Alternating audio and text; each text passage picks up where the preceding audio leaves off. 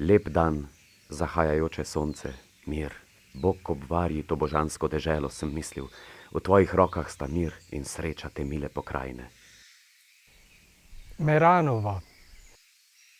Kraj oziroma posestvo na Pohorju nad Mariborom je zibelka sodobnega vinarstva v celotni Sloveniji.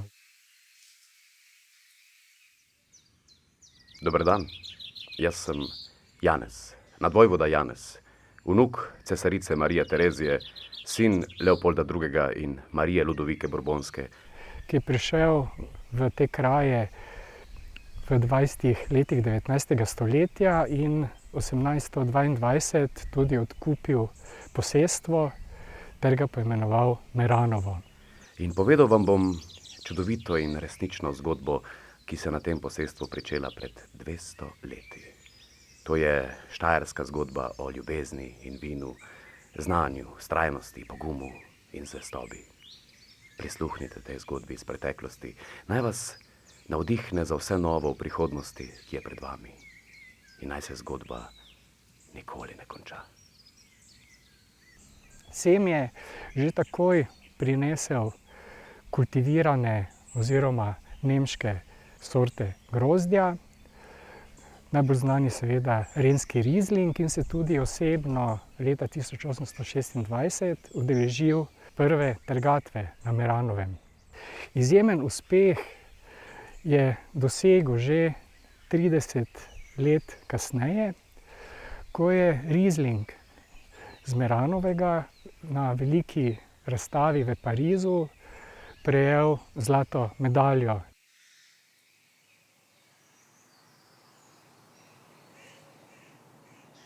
Hibridna postavitev, v resnici razstava Nadvojvoda Janez, je del veliko večjega projekta, ki ga imenujemo Nevidni Maribor.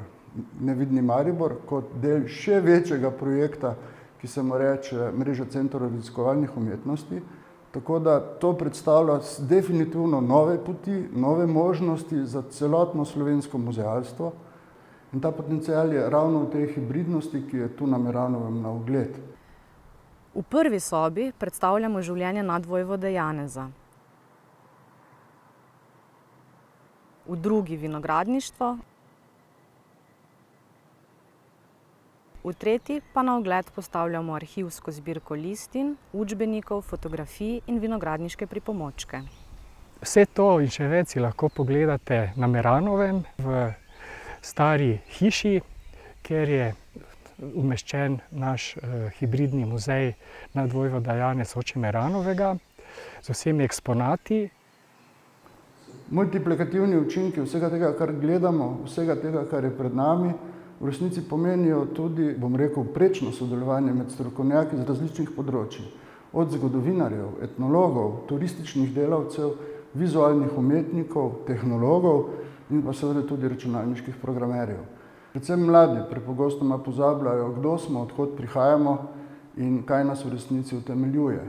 In takšne hibridne postavitve, kot je na ogled na Meranovem, se pravi razstava Nadvojvoda Janez, na en način usmerjajo tudi celotno sfero izobraževanja muzealike v uporabo novih tehnologij na popolnoma strokoven, utemeljen in znanstven način.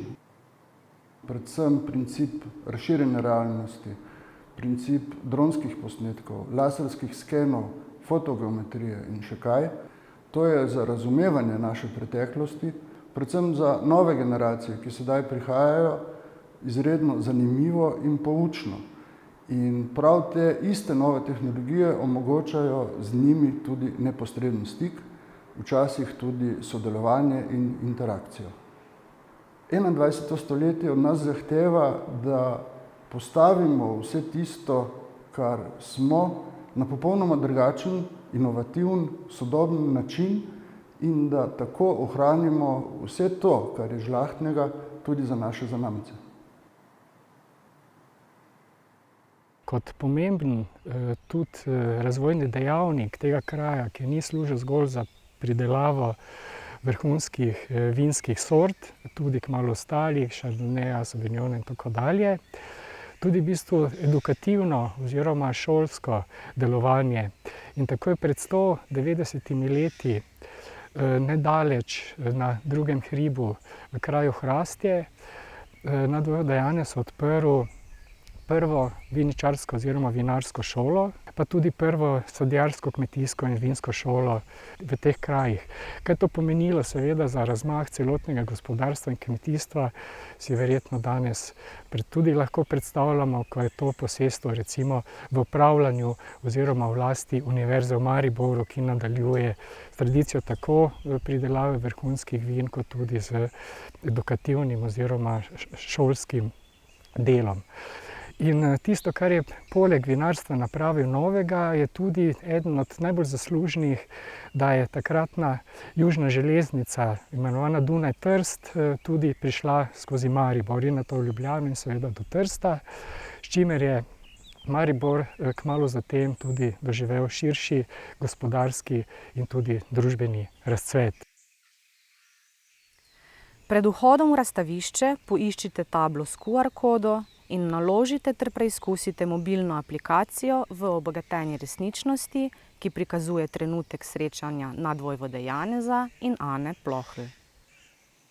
S katero sta celo morala 6 let živeti v tajnosti in se tudi tajno poročiti, dokler ju ni leta 1830 obiskal na Meranovem takratni avstrijski cesar Franc Jožef s soprogo in seveda tudi blagoslovil to posestvo in te griče, ter samo nekaj let zatem tudi uradno priznal zakon Ane Plohl in nadvojvode Janeza, ki je bil seveda brat cesarjev, kot v bistvu legitimen in v skladu z takratno avstrijsko monarhijo.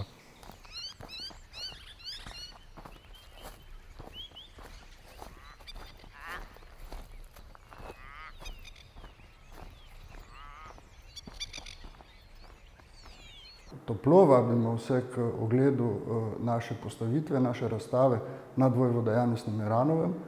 Predvsem seveda tudi strokovno javnost, ki bo verjetno v vseh teh modulih, ki jih tu predstavljamo, našla definitivno tudi kakšno stvar, kakšno možnost tudi za svoj muzej, za svojo galerijo, za svojo turistično, kulturno opcijo.